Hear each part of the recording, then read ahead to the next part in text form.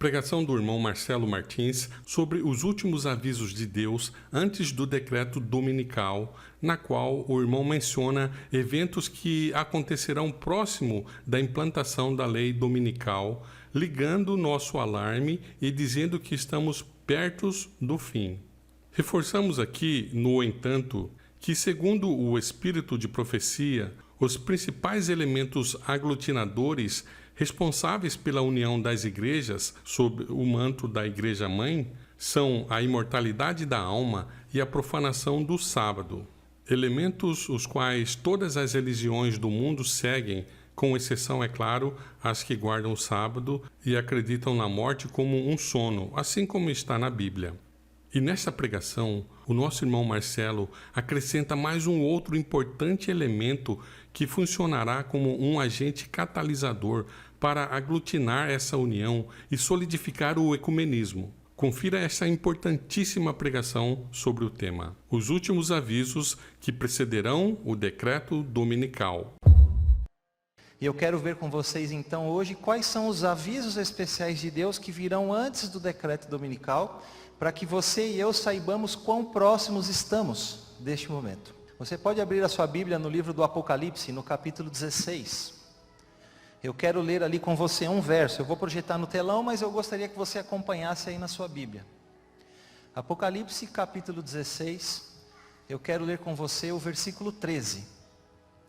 Apocalipse 16, 13, a palavra de Deus diz assim: então vi sair da boca do dragão, da boca da besta e da boca do falso profeta, 3 espíritos imundos semelhantes a rãs. Na semana passada nós estudamos sobre a união de 2 grandes poderes. Aquelas 2 bestas que João descreve no capítulo 13 do livro do Apocalipse. Uma representando o sistema papal e a outra representando o protestantismo apostatado da América do Norte. 2 grandes poderes, a união entre católicos e protestantes, a união entre igreja e Estado. Mas quando nós chegamos agora aqui no capítulo 16 do livro do Apocalipse, perceba que aqui já não são mais 2 grandes poderes. Aqui nós já temos 3 grandes poderes representados. A palavra de Deus em Apocalipse 16, 13 nos apresenta uma união de 3 poderes, 3 espíritos imundos semelhantes a rãs, uma tríplice aliança do mal. E essa tríplice aliança de Apocalipse 16, 13, meus irmãos, ela é o último esforço de Satanás na sua tentativa de manter o mundo no erro e de fazer com que as pessoas percam a salvação. Uma tríplice mensagem de 3 espíritos imundos, semelhantes a rãs. E é interessante, porque quando você vai no capítulo 14 do livro do Apocalipse, você vê lá uma tríplice mensagem angélica. Uma tríplice mensagem de Deus para o povo, para o mundo, que é como que uma última advertência de Deus a este mundo para que abandone uma falsa adoração, para que abandone uma falsa religião, e ao mesmo tempo como que um último convite de Deus aos homens para que venham para uma adoração verdadeira, participem de uma religião verdadeira. E o inimigo também tem uma tríplice mensagem, só que é uma tríplice mensagem de 3 espíritos imundos, semelhantes a rãs, que é a sua última tentativa, o seu último esforço de manter as pessoas no erro. E quem são esses 3 espíritos imundos semelhantes a rãs? Então, nós sabemos. O primeiro espírito imundo semelhante a rã que saiu da boca do dragão é aquilo que nós chamamos de espiritualismo. A senhora White nos seus escritos chama de espiritismo e hoje eu chamo de espiritualismo, e ela estava certa e eu também estou certo. E no final eu vou dizer para vocês por que ela chamava de espiritismo e hoje nós chamamos de espiritualismo. Mas por que o espiritualismo é um espírito imundo semelhante a rã? Porque este é a primeira mentira introduzida no mundo por Satanás no Jardim do Éden. Quando Deus disse a Adão e Eva: olha, vocês podem comer de todas as árvores do jardim, mas dessa árvore que dá o conhecimento do bem e do mal, não comam, porque no dia que vocês comerem dela, certamente morrerão. E a serpente então agora vai ali, Satanás, acontece ali a primeira sessão espírita. Satanás entra na serpente e ele então engana Eva e disse: olha, certamente não morrereis. E dali surge toda essa doutrina espiritualista de que a alma não morre, de que quando a pessoa morre o espírito vai para o céu e esse espírito tem consciência, ele vai e ele evolui, volta, reencarna. E qual é o objetivo do inimigo com tudo isso, meus irmãos? Por que isso é apresentado como um espírito imundo na palavra de Deus? É simples. Porque o espiritualismo tira Jesus de cena e anula o sacrifício de Jesus na cruz. Porque se você morre e o seu espírito vai e você volta, reencarna e ele vai evoluindo, até o momento em que ele se torna então um espírito de luz e não precisa mais vir aqui, então eu pergunto para vocês, por que razão então Jesus teve que vir aqui e morrer na cruz? Por isso é um espírito imundo, semelhante a rã, porque tira Jesus de cena, desmerece o sacrifício de Cristo, faz com que as pessoas pensem que existe algo após, e que elas não precisam de Jesus para ter vida, que elas têm vida por si mesmas. É um espírito imundo, semelhante a rã. O segundo espírito imundo, semelhante a rã, que saiu da boca da besta, e essa besta é aquela primeira besta de Apocalipse, capítulo 13. Então, antes de dizer, eu quero dizer uma coisa, com todo respeito, não é? Esse espírito imundo, semelhante a rã, que a Bíblia apresenta, é o catolicismo. Mas eu digo isso com todo respeito, porque toda a minha família é católica. A minha mãe é católica, o meu pai e as minhas irmãs, todos eles são católicos. Mas mesmo eles sendo católicos, eu não posso faltar com a verdade da palavra de Deus. Por que o catolicismo é um espírito imundo semelhante a rã? Porque assim como o espiritualismo, ele tira Jesus de cena, tira Jesus do centro e faz pior, ele coloca o homem no lugar. Coloca o homem no lugar de Deus como tendo poder para perdoar pecados. Coloca o homem no lugar de Deus como recebendo adoração. O catolicismo mexe com o ministério do Espírito Santo quando coloca um homem como um representante de Deus na terra. E nós sabemos que a partir do momento da ressurreição de Jesus, a partir do dia do Pentecostes, o Espírito Santo veio para ser o representante de Deus nessa terra e não qualquer outro homem. O catolicismo mexe com o ministério sacerdotal de Jesus no santuário celestial quando coloca a intercessão dos santos. Um homem que é um pecador assim como eu, você, ou uma mulher, e coloca Jesus assim como alguém inacessível. Você precisa de alguém que intermedie para que você vá até Jesus, como alguém longe, alguém distante. Por isso é um espírito imundo semelhante a rã. E o terceiro espírito imundo semelhante a rã, que saiu da boca do falso profeta, é o protestantismo apóstata. Por que o protestantismo, em Apocalipse 13, é chamado de uma besta, aquela segunda besta, e aqui ele é chamado de um falso profeta? Porque enquanto esta nação, a nação americana, mantém separados igreja e Estado, e um não interfere na vida do outro, ela é aquela besta de Apocalipse 13. Mas a partir do momento que há essa união entre igreja e Estado, essa nação ela passa a ser uma promotora da falsa religião. Então agora ela é chamada de falso profeta. E existe uma diferença muito grande entre o catolicismo e o protestantismo. Porque o catolicismo, de certa maneira, ele muda a palavra de Deus, mas ele não mente para as pessoas em que sentido? Eles não abrem a Bíblia e tentam justificar na palavra de Deus aquilo que eles fazem, não. Você pode conversar com qualquer católico, com qualquer padre, e ele vai dizer, olha, nós mudamos o dia de guarda do sábado para o domingo pela autoridade que a igreja tem, mas eles não abrem a Bíblia e tentam justificar na Bíblia essa mudança. Já o protestantismo não. O protestantismo agora, de uma maneira muito estranha, ele abre a Bíblia, ele abre a palavra de Deus e ele tenta justificar na palavra de Deus as mentiras do catolicismo. Por isso é um espírito imundo, semelhante a rã. Agora, qual é a mensagem de Deus para mim e para você, através desses 3 espíritos imundos semelhantes a rãs? Qual é o aviso de Deus aqui? Mas antes de eu dizer qual é o aviso, eu quero fazer só mais um comentário aqui. Por que esses espíritos imundos são semelhantes a rãs, você sabe? Alguém alguma vez já disse para vocês por que esses espíritos imundos são semelhantes a rãs? Não. O livro do Apocalipse tem 404 versos. Desses, 278 são citações diretas do Antigo Testamento. 70% do livro do Apocalipse está no Antigo Testamento. Qual é a mensagem de Deus aqui? O nosso Deus é um Deus preditivo, mas não é previsível. Ele diz o que vai acontecer, mas ele não diz como vai acontecer. Então, quando João tira 70% do livro do Apocalipse do Antigo Testamento, o recado é claro. Deus está dizendo para nós, a única maneira segura de você compreender uma profecia que não se cumpriu ainda é você olhar para o passado, porque a história vai se repetir. E no passado, onde é que nós encontramos as rãs na palavra de Deus? No Egito. Se você estudar sobre as pragas que caíram no Egito, você vai ver que Moisés e Arão iam diante de Faraó, faziam um milagre pelo poder de Deus, e os magos do Faraó faziam o mesmo milagre pelo poder de quem? De Satanás. Então a praga das rãs foi o máximo do poder de Satanás para imitar o poder de Deus no Egito. Depois, a partir da próxima praga dos piolhos, não conseguiu mais imitar. Então, quando João diz que esses 3 espíritos imundos são semelhantes a rãs, é isso que ele está dizendo. Que assim como no passado, Satanás usou o máximo do seu poder para imitar o poder de Deus, nos nossos dias, Satanás vai dar o máximo do seu poder para esses 3 espíritos imundos, com o único objetivo, manter as pessoas no erro, para que elas percam a salvação. E com isso, meus irmãos, Deus quer nos avisar.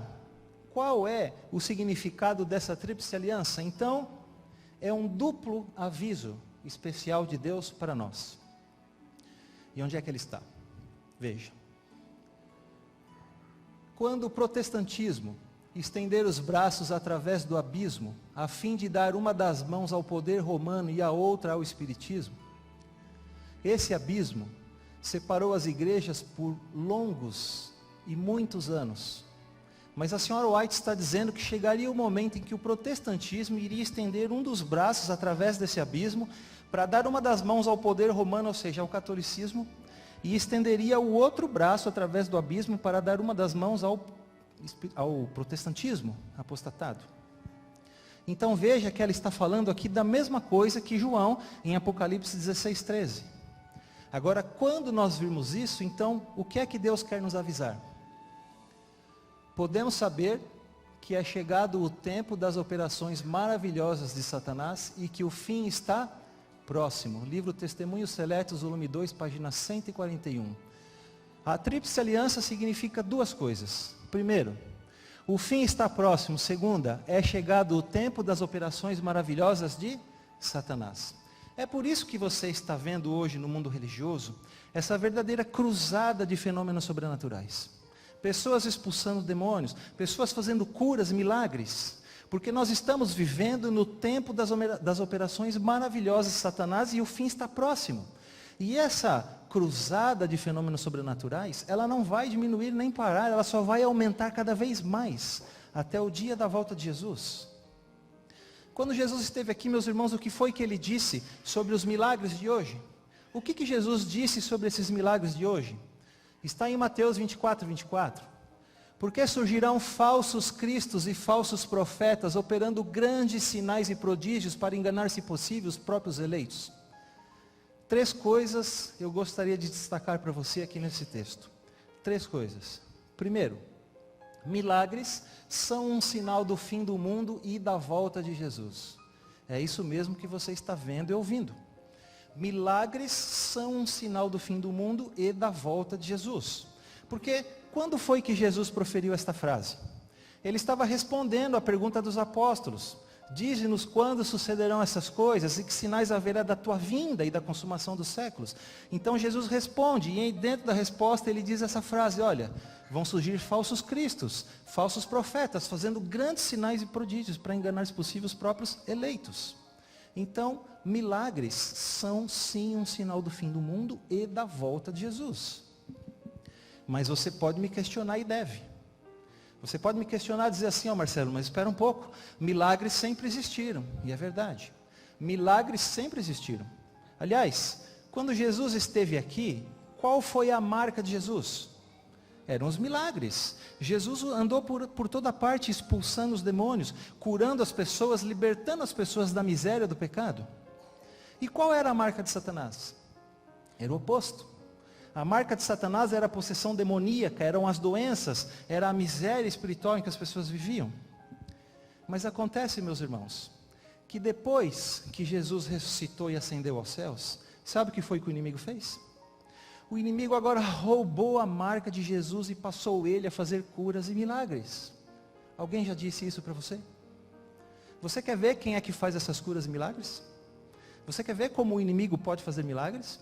Nós lemos aí Apocalipse 16:13, não foi? Volta lá na sua Bíblia. Apocalipse 16, verso 13. Eu vou ler de novo o texto. Olha o que diz.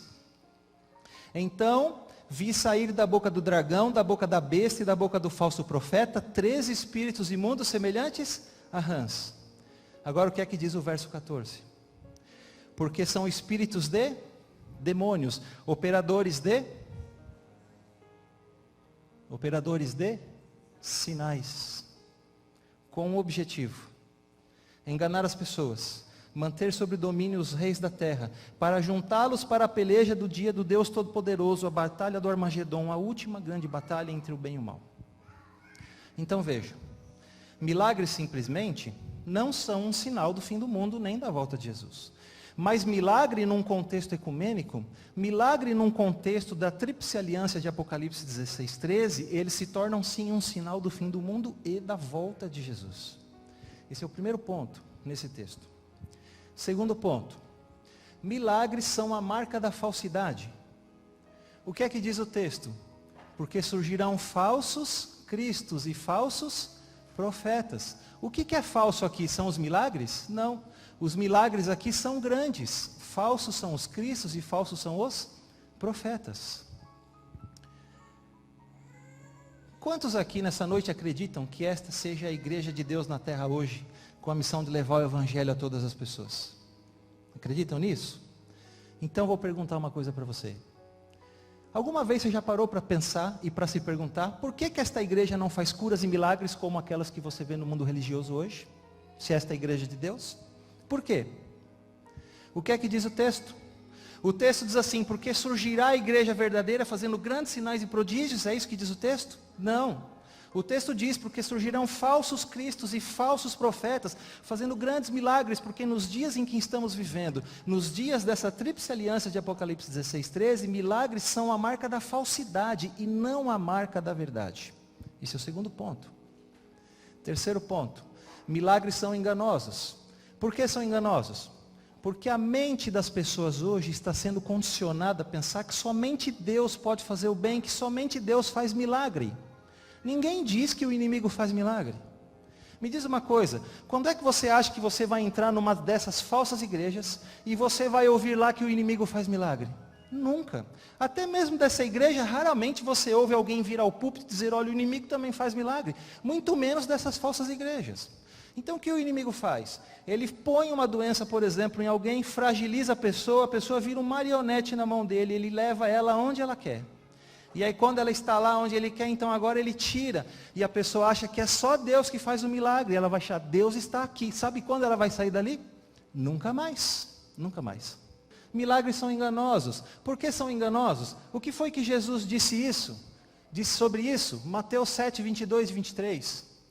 Muitos naquele dia hão de dizer-me: Senhor, Senhor, porventura não temos nós profetizado em Teu nome, e em Teu nome não expelimos demônios, e em Teu nome não fizemos muitos milagres? Irmãos, no dia da volta de Jesus, só vai haver dois grupos de pessoas: salvos e perdidos. Mas os perdidos vão se dividir em outros dois grupos. O primeiro é perdidos conscientes, aquelas pessoas que conscientemente rejeitaram a salvação. Sobre esses, a palavra de Deus diz que eles vão correr até as montanhas e pedir que as rochas caiam sobre suas cabeças e os esmaguem, porque eles não podem ver a glória de Jesus. Mas vai haver um outro grupo: perdidos religiosos. Pessoas que passaram a vida inteira dentro de uma igreja, expulsando demônios, fazendo milagres em nome de Jesus, e agora de alguma forma vão se dirigir até Jesus, como que o saudando e como que reclamando um lugar no reino. Para esses, o que é que Jesus vai dizer? Então lhes direi explicitamente: nunca vos conheci. Apartai-vos de mim, os que praticais a iniquidade. O que é que Jesus está dizendo aqui? Será que Jesus está dizendo que fazer milagres no seu nome é pecado? Será que ele está dizendo que expulsar demônios em seu nome é pecado? Curar as pessoas em seu nome é pecado? Claro que não. Se isso fosse assim, então ele seria o maior pecador. Mas o que é que ele está dizendo aqui? Irmãos, falsos aqui não são os milagres, falsos são os profetas. Em outras palavras, o que Jesus está dizendo é o seguinte: falsos profetas usam o meu nome, fazem curas e milagres em meu nome, mas o poder que usam não é o meu. Por isso vão ouvir: nunca vos conheci, se afastem de mim. E veja, nunca vos conheci. Essa palavrinha conhecer, esse verbo conhecer aqui no grego, ele não tem o mesmo significado que o conhecer aqui na língua portuguesa. Porque na língua portuguesa, como é que é o conhecer? Vocês podem dizer assim, olha, eu conheço o Marcelo, não conhecem? Porque eu venho aqui, porque vocês me veem, porque eu estou pregando aqui. Mas esse não é o significado do verbo conhecer ali no grego. O significado dele no grego é muito mais intenso, é um significado profundo. Este verbo aqui, conhecer, é usado em alguns lugares na Bíblia até para descrever a intimidade que existe entre homem e mulher, um casal.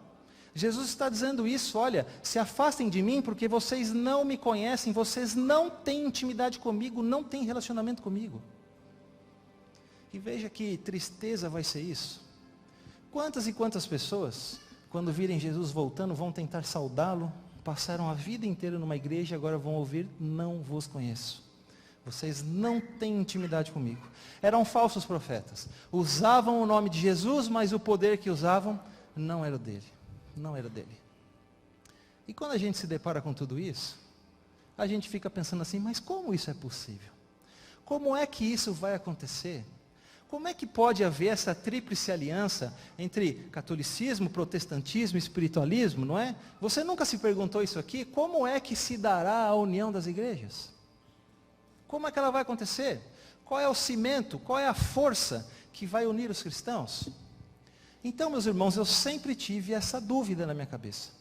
Eu sempre quis saber como é que seria a união das igrejas. E sabe o que eu pensava? Eu pensava assim, que haveria uma única igreja grande, mundial, e que todos nós seríamos obrigados a participar dela, não é mesmo? Aliás, essa foi a tentativa do Concílio Mundial das Igrejas, que aconteceu em Genebra. Mas essa tentativa fracassou, não deu certo. E eu sempre tive esta dúvida. Até que um dia Deus me deu um presente. O privilégio de conhecer alguém, um pastor, chamado Wilson Andrew White, não sei se alguém aqui o conhece. E o pastor Andrew White, eu tive aula com ele. E um dia na sala de aula eu pude fazer essa pergunta para ele, eu disse, pastor, mas então me diga, como é que vai acontecer a união das igrejas? Não é? E para minha surpresa, a resposta dele, sabe qual foi? Ele pensava igualzinho a mim. E ele disse assim para mim, olha Marcelo, durante muito tempo eu achei que fosse haver uma única igreja e que nós fôssemos obrigados a participar dela. Mas então ele me ajudou a entender esse assunto.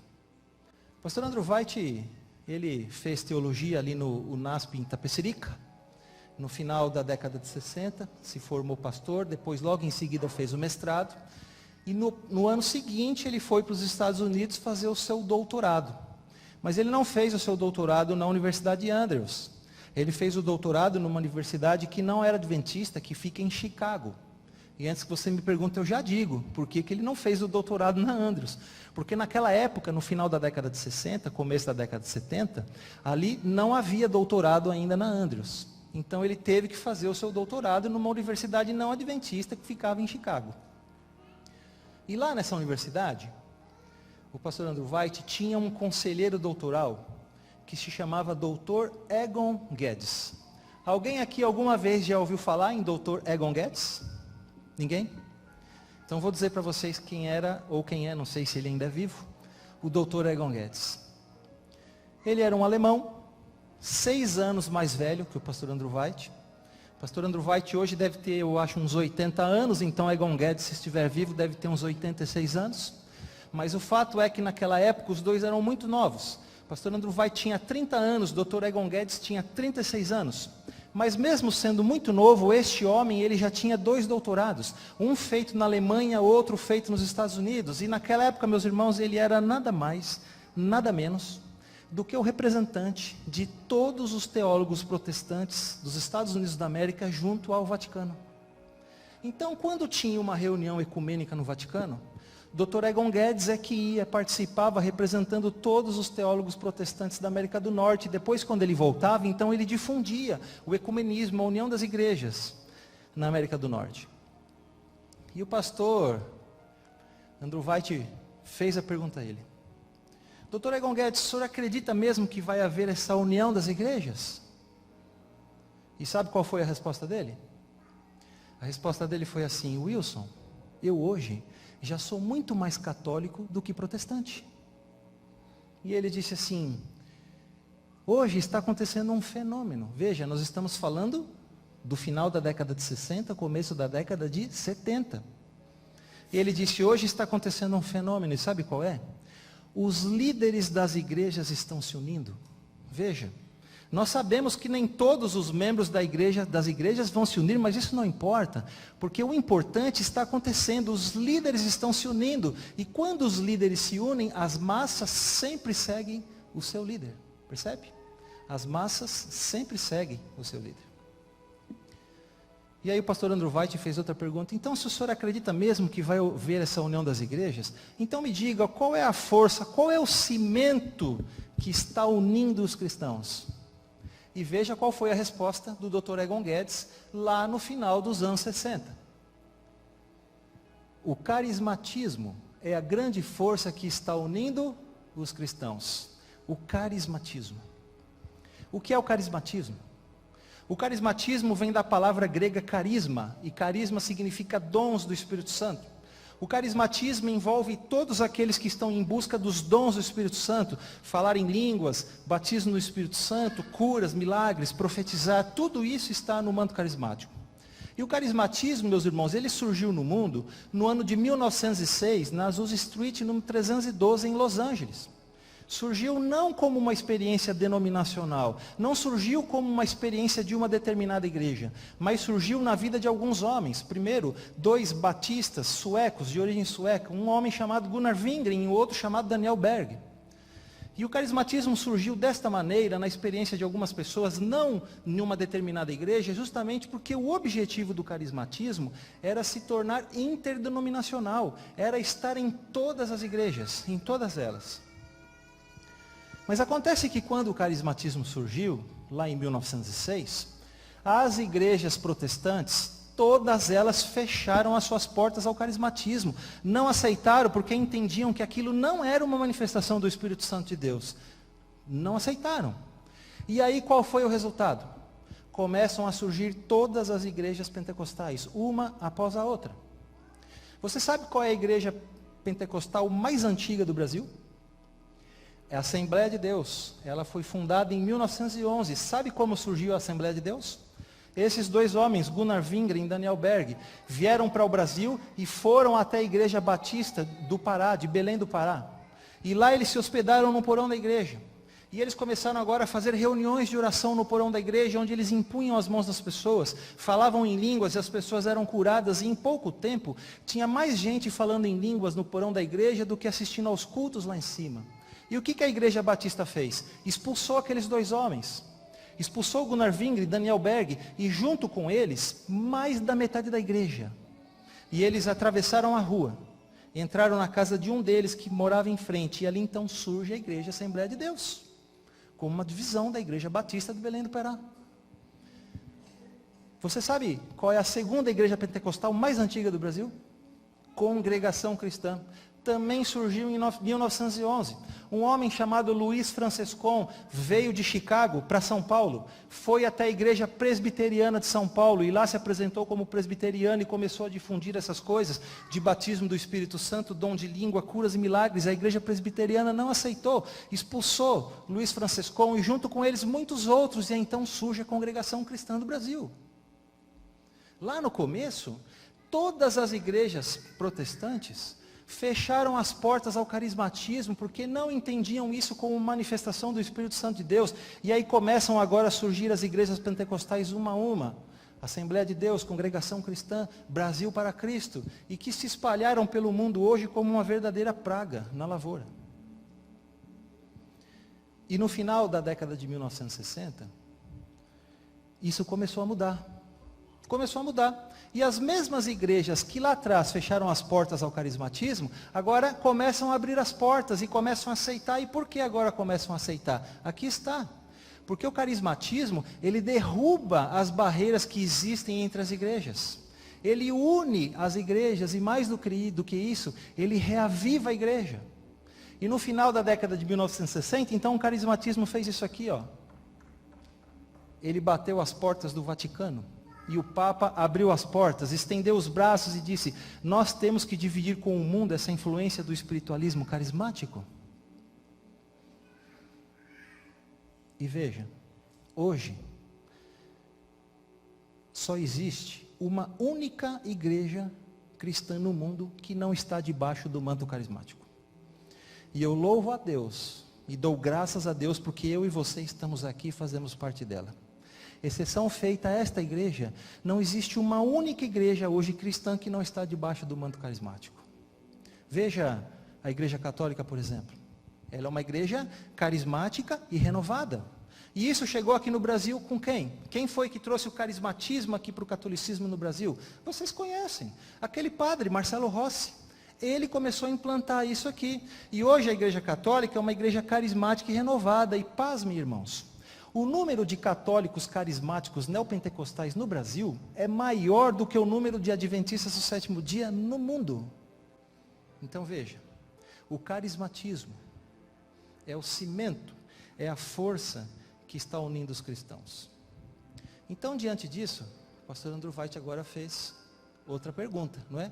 Ao Dr. Egon Guedes.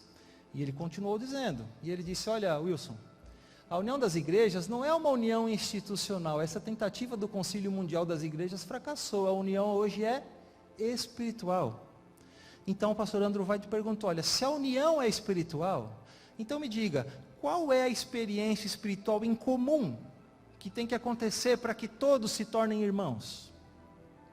Lembra na semana passada que eu disse a vocês que os cristãos já estavam unidos sobre 3 grandes pilares? O primeiro, a guarda do domingo. O segundo, a crença na imortalidade da alma. E lembra que eu disse que o terceiro eu mostraria hoje? Aqui está o terceiro. Veja a resposta do Dr. Egon Guedes. Através da experiência espiritual do batismo no Espírito Santo, católicos, protestantes, batistas, metodistas, presbiterianos, anglicanos, judeus, etc., todos seremos irmãos em Cristo Jesus. Você já ouviu falar desse homem aqui? Kevin Hanaghan? Sabe quem é Kevin Hanaghan? Kevin Hanaghan, esse homem e a sua esposa, foram eles que fizeram isso aqui, ó.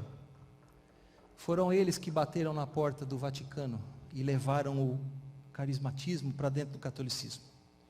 Kevin Hanaghan, ele é um católico, e ele é professor da Universidade de Notre Dame, uma universidade católica que fica na cidade de South Bend, no estado de Indiana, a 40 milhas de distância da Universidade de Andrews. Esse homem, em 1960, professor dessa universidade, montou ali um grupo de estudos com alguns alunos, e logo o espírito carismático se manifestou ali entre eles. E 7 anos depois, em 1967, ele bate as portas do Vaticano e leva o carismatismo para dentro do catolicismo. Esse homem escreveu um livro, chama-se Catholic Pentecostals, Católicos Pentecostais. E veja o que é que ele diz na página 225 do seu livro. Um dos mais ricos frutos do movimento carismático contemporâneo é a união dos cristãos de muitas denominações no Espírito de Jesus. Episcopais, luteranos, presbiterianos, metodistas, batistas, discípulos, nazarenos, irmãos, bem como as denominações pentecostais, têm se tornado os nossos queridos irmãos em Cristo, unidos pelo batismo no Espírito Santo. Católico Pentecostais, página 225. Você já ouviu falar desse homem? Dennis Bennett? Ele foi reitor de um seminário teológico episcopal que aconteceu em Seattle. E, irmãos, esse homem escreveu um periódico chamado Christianity Today. E quando eu li o que esse homem escreveu, eu fiquei com a minha boca aberta e com o meu queixo caído. Sabe por quê? Porque esse homem, nesse periódico, ele escreveu a mesma coisa que a senhora White escreveu no livro Testemunhos Seletos, volume 1, volume 2, página 141, há muitos anos atrás. Ele está parafraseando a senhora White. Veja o que ele escreveu. Christianity Today, 12 de agosto de 1977, página 36. Vejo 3 correntes do cristianismo que estão começando a se unir. A corrente católica, com sua ênfase na continuidade histórica. A corrente protestante, com sua ênfase na lealdade à Bíblia. E a corrente espiritualista pentecostal, com sua ênfase na experiência com o Espírito Santo. Esse homem está dizendo a mesma coisa que a senhora White, no livro Testemunhos Seletos, volume 2, página 141. A senhora White disse que o protestantismo estenderia uma das mãos para dar ao poder romano e outra ao espiritismo, e esse homem, em 1977, já via isso acontecendo. Uma união entre protestantes, católicos e espiritualistas. Por que eu estou mostrando essas coisas para vocês? Porque quando você olhar para o mundo religioso hoje, e ver tudo o que está acontecendo, essa verdadeira cruzada de fenômenos sobrenaturais, pessoas expulsando demônios, pessoas fazendo curas e milagres em nome de Jesus, quando você vê o surgimento do carismatismo, a explosão do pentecostalismo, neopentecostalismo no mundo, a união dos cristãos, você precisa saber de uma coisa: isso não são apenas acontecimentos locais, não são apenas acontecimentos sociais. Muito mais do que isso, isso são avisos especiais de Deus para que você saiba o tempo em que você está vivendo, para que você saiba que o fim está próximo e que nós estamos vivendo hoje nos dias das manifestações maravilhosas de Satanás, e que isso não vai acabar, isso só vai aumentar cada vez mais até o dia da volta de Jesus. E é triste, meus irmãos, porque os nossos irmãos pentecostais, neopentecostais carismáticos, eles estão exultando com tudo isso. Eles dizem: veja, Deus está conosco, nós temos o poder do Espírito Santo, nós fazemos curas, milagres aqui em nome de Jesus. Eles estão exultando. Mas infelizmente, enquanto eles estão exultando, tanto a Bíblia quanto o Espírito de profecia estão dizendo que esta obra não é de Deus, mas esta obra é de outro espírito. E é uma tristeza ver que o púlpito das igrejas protestantes, que um dia abriu a Bíblia e defendeu as verdades da palavra de Deus, esses púlpitos hoje se transformaram numa manifestação de um espiritualismo barato, porque isso é que é o carismatismo. Nada mais é do que um espiritualismo barato, disfarçado com roupas de religião, que desdenha da Bíblia, que usa o nome de Jesus, mas que na verdade é a grande agência de Satanás, através da qual ele faz isso aqui, abraça todo mundo cristão. E se você for no livro Grande Conflito, na página 464, a senhora White diz que antes que Deus introduzisse no mundo a chuva serôdia, aquilo que nós estamos tanto esperando, ela diz que o inimigo ia se esforçar para impedir a chuva serôdia de cair, introduzindo no mundo uma contrafação.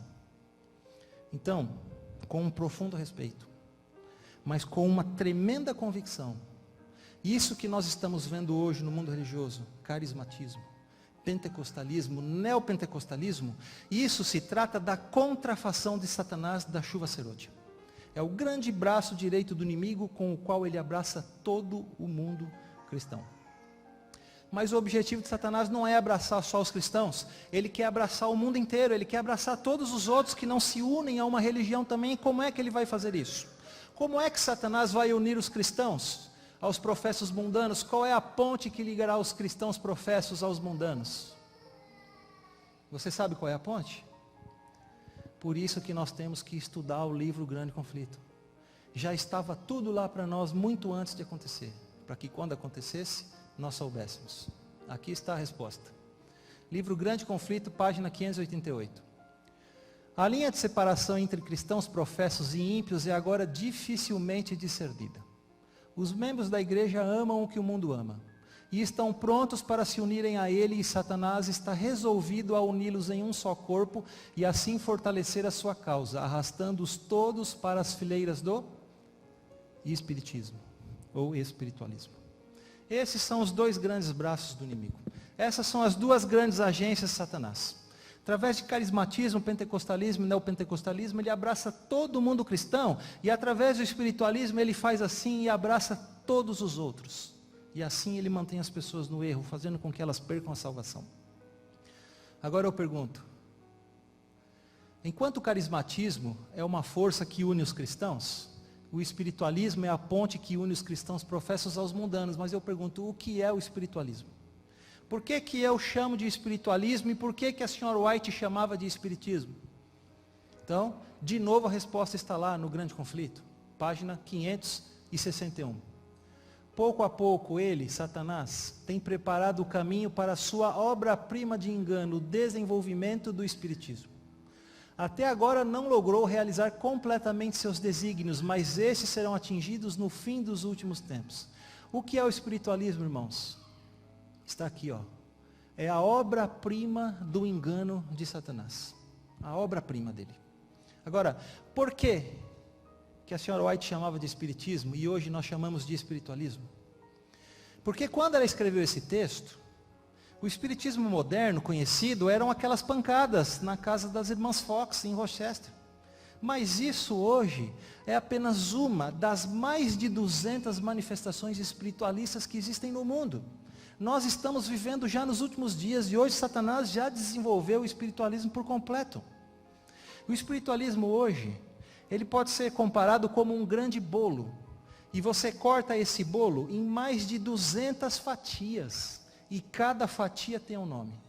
Uma fatia você pode chamar de espiritualismo pagão. Essas coisas de nova era, Hare Krishna, essas religiões orientais. Outra fatia, você pode chamar de espiritualismo espírita. É isso que é mais comum aqui no Brasil. Allan Kardec, Chico Xavier, Umbanda, Macumba, essas coisas. Espiritualismo espírita. Outra fatia, você pode chamar de algo que está em alta hoje. E se você tem TV a cabo e assiste Discovery, você ouve falar disso o tempo todo. Espiritualismo científico. Telepatia, psicocinose, astrologia, ufologia, parapsicologia. E uma outra fatia você pode chamar de espiritualismo religioso, carismatismo, pentecostalismo, neopentecostalismo.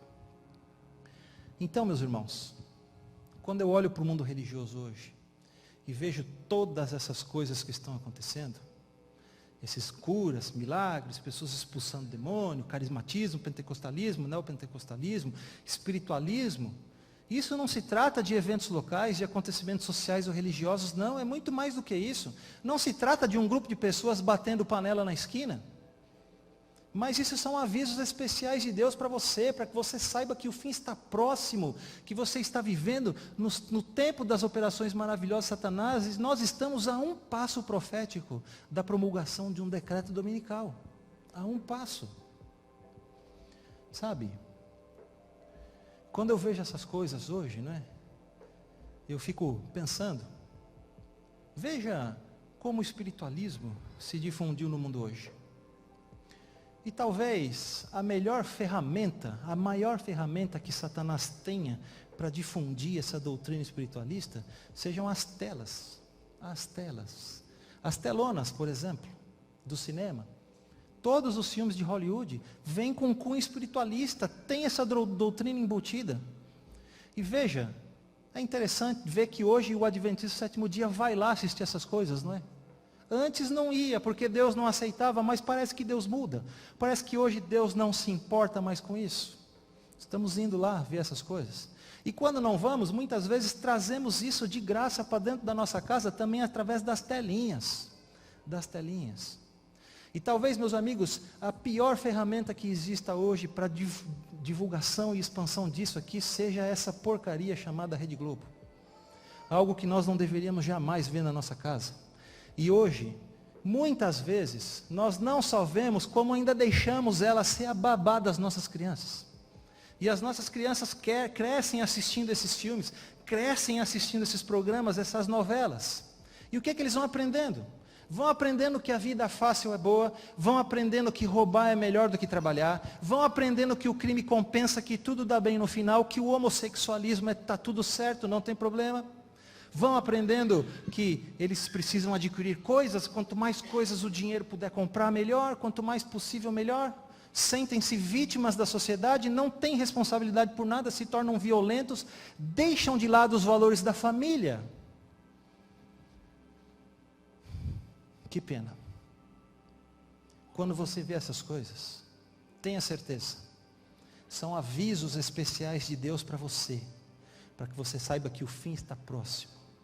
E que nós estamos vivendo no tempo das operações maravilhosas de Satanás. Abra sua Bíblia no Evangelho de Lucas, capítulo 21. Lucas, capítulo 21.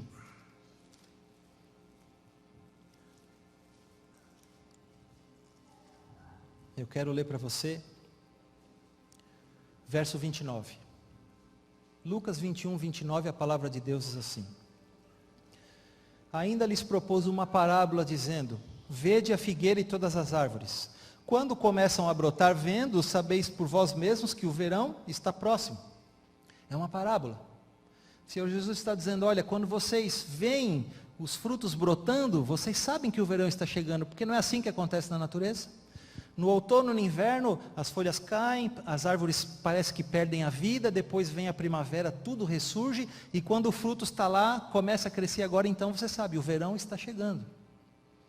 Ele queria ensinar uma lição espiritual, e qual é? Verso 31. Assim também, quando virdes acontecerem estas coisas. Que coisas? De que coisas ele está falando? Dessas coisas.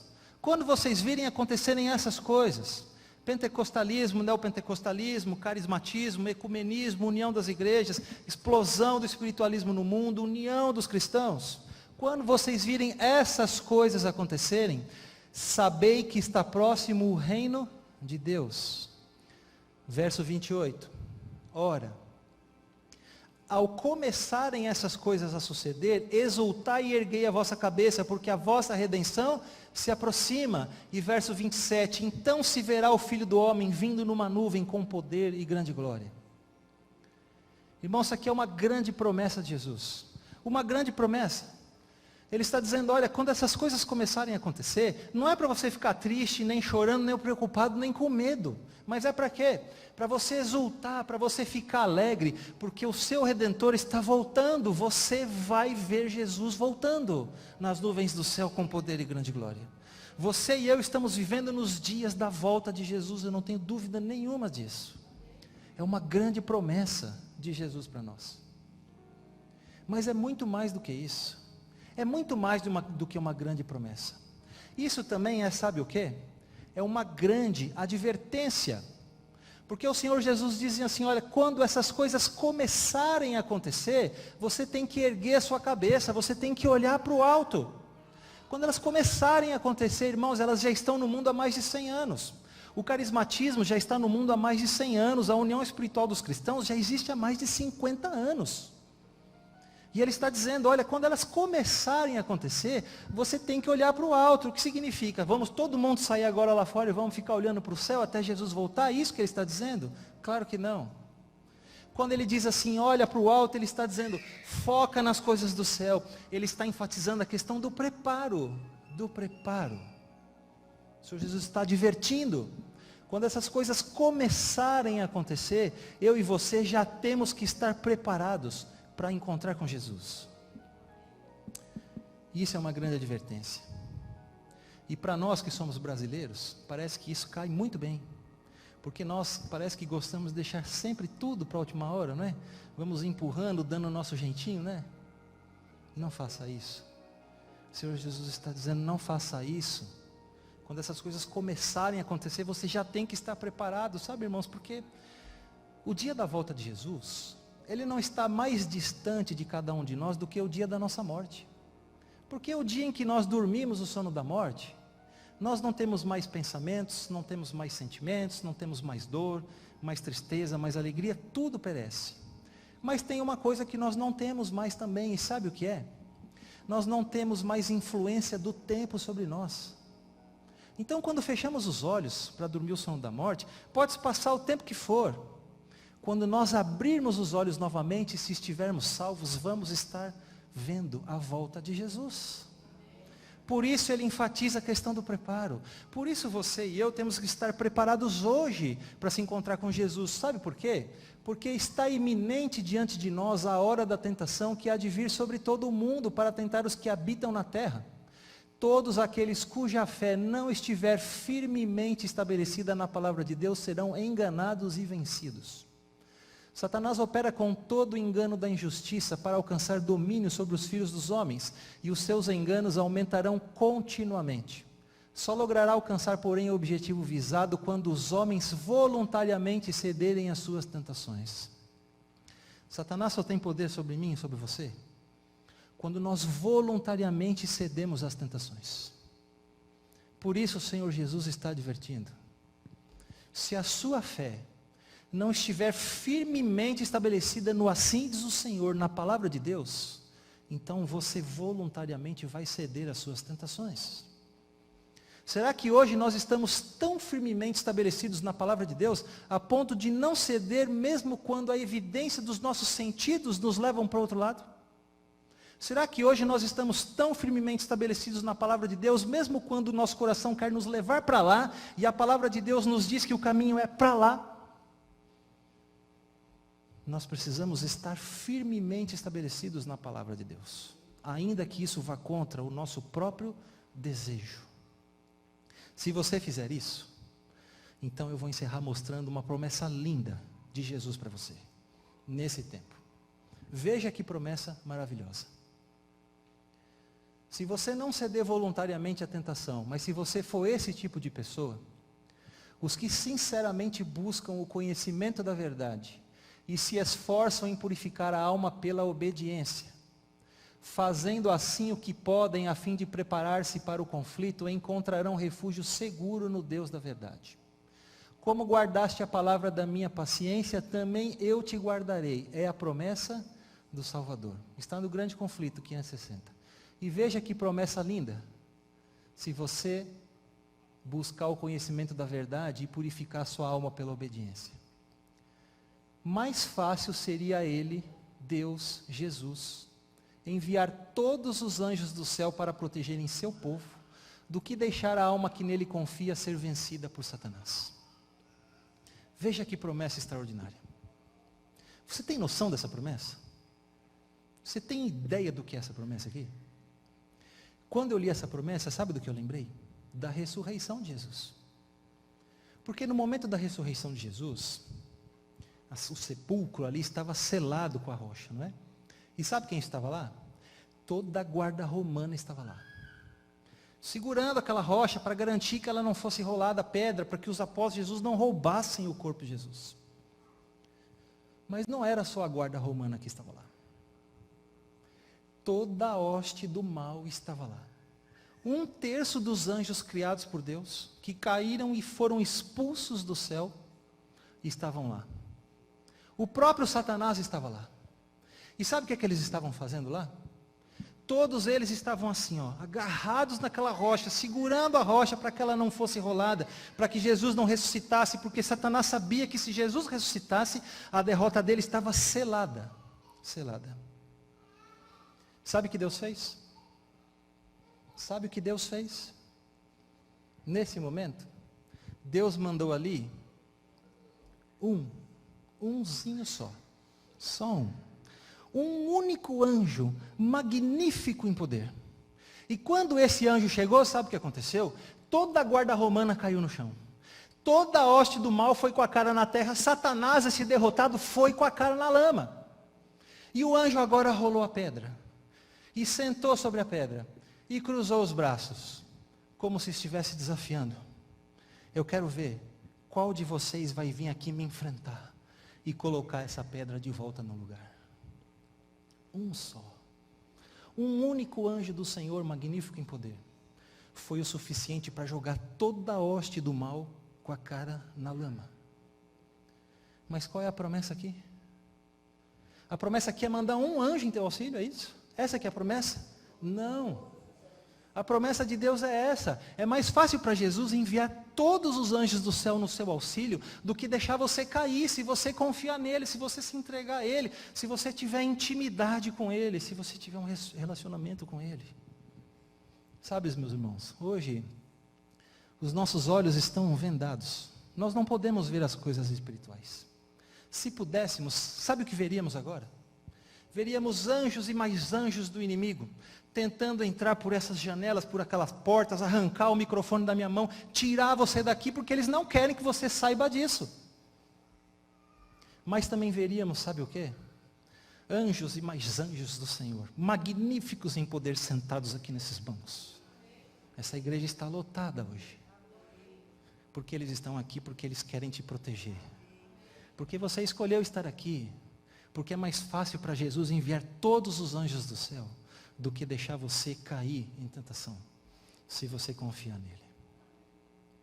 Sabe, meus irmãos, essa mensagem de hoje ela é mais do que um sermão a ser pregado.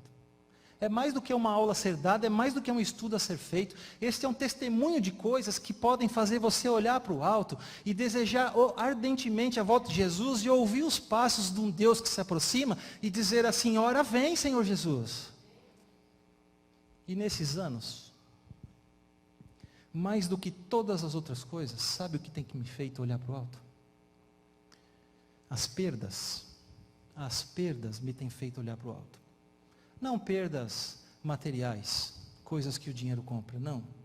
Mas as perdas de pessoas queridas que se foram. Todos nós temos perdas. Todos nós sabemos de alguém que um dia esteve aqui, ou alguém da nossa família que se foi e não estão mais aqui. Estas perdas, mais do que qualquer outra coisa, me fazem olhar para o alto e desejar ardentemente a volta de Jesus. Porque quando Ele voltar, todas essas perdas nos serão restituídas, todas elas. Mas você precisa estar preparado. Por isso você não pode sair daqui hoje sem tomar uma decisão. Se existe alguém aqui nessa noite, que ainda não se entregou a Jesus através das águas do batismo, então saiba, vocês não podem sair daqui hoje sem tomar essa decisão. Tomem essa decisão. Se entreguem a Jesus, para que Ele seja o seu Salvador e o Senhor da sua vida.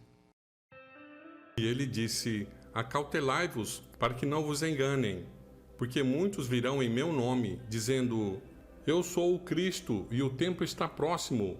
Não vades, portanto, após eles. Mas quando ouvirdes de guerras e tumultos, não vos apavoreis, porque é necessário que primeiro aconteçam essas coisas. Mas o fim não será logo. Então lhes disse: nação se levantará contra nação, e reino contra reino, e haverá em vários lugares grandes terremotos, e fomes, e pestilências. Haverá fenômenos atemorizantes, e grandes sinais haverá no céu. Mas antes de todas essas coisas, eles lançarão mão de vós e vos perseguirão, entregando-vos às sinagogas e às prisões, e conduzindo-vos diante de reis e governadores por causa do meu nome. E isso vos acontecerá por testemunho. Decidi, pois, em vosso coração a não premeditar como haveis de responder, porque eu vos darei boca e sabedoria, que todos os seus adversários não poderão resistir nem contradizer. E vós sereis traídos pelos pais e irmãos e parentes e amigos, e eles matarão alguns de vós.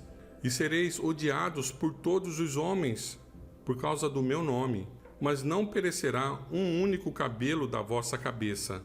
Na vossa paciência, possuí a vossa alma.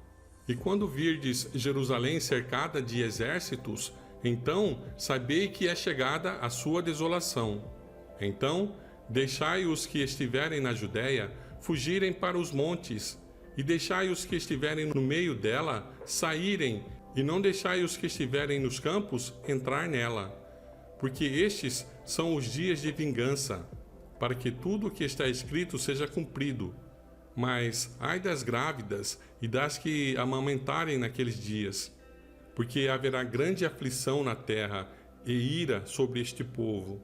E eles cairão ao fio de espada e serão levados cativos para todas as nações. E Jerusalém será pisada pelos gentios, até que os tempos dos gentios se completem.